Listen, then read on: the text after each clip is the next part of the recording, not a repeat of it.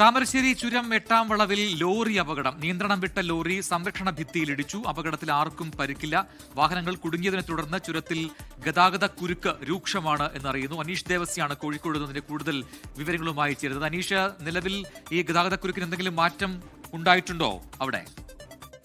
പ്രജനി, താമരശ്ശേരി ചുരത്തിൽ ചരക്ക് ലോറി അപകടത്തിൽപ്പെട്ടതിനെ തുടർന്ന് ഗതാഗതം പൂർണ്ണമായും തടസ്സപ്പെട്ടിരിക്കുകയാണ്. ചുരം എട്ടാം വളവിൽ രാത്രി 9:45 ഈ അപകടം. ഈ ചുരത്തിലെ വളവ് തിരിക്കുന്നതിനെ നിയന്ത്രണം വിട്ട ലോറി സംരക്ഷണ ഭിത്തിയിൽ ഇടിച്ച് നിൽക്കുകയായിരുന്നു. ഈ സംരക്ഷണ ഭിത്തിയിൽ തങ്ങി നിന്നതിനാൽ വലിയൊരു ദുരന്തമാണ് ഒഴിവായത്. എന്നാൽ ഈ അപകടത്തെ തുടർന്ന് ചുരത്തിൽ ഇപ്പോൾ കിലോമീറ്ററുകളോളം വാഹനങ്ങൾ നീണ്ട നിരയാണ് ഇപ്പോൾ ഉള്ളത്. ഈ ലോറി റോഡിന് കുറുകെ നിൽക്കുന്ന സാഹചര്യമായതിനാൽ വലിയ വാഹനങ്ങൾക്കൊന്നും കടന്നു പോകാൻ നിലവിൽ സാധിക്കുന്നില്ല. നിലവിൽ ക്രെയിൻ എത്തിച്ച് ലോറി നീക്കം ചെയ്യാനുള്ള ശ്രമങ്ങൾ തുടങ്ങിയിട്ടുണ്ടെങ്കിലും ഈ ഗതാഗതം പൂർണ്ണമായി പുനഃസ്ഥാപിക്കാൻ മണിക്കൂറുകളോളം എടുക്കുമെന്നാണ് നമുക്ക് ലഭിക്കുന്ന വിവരം. പ്രജിത്. അനീഷ് ദേവസ്യാണ് കോഴിക്കോട് നിന്ന് വിശദാംശങ്ങൾ നൽകിയത്.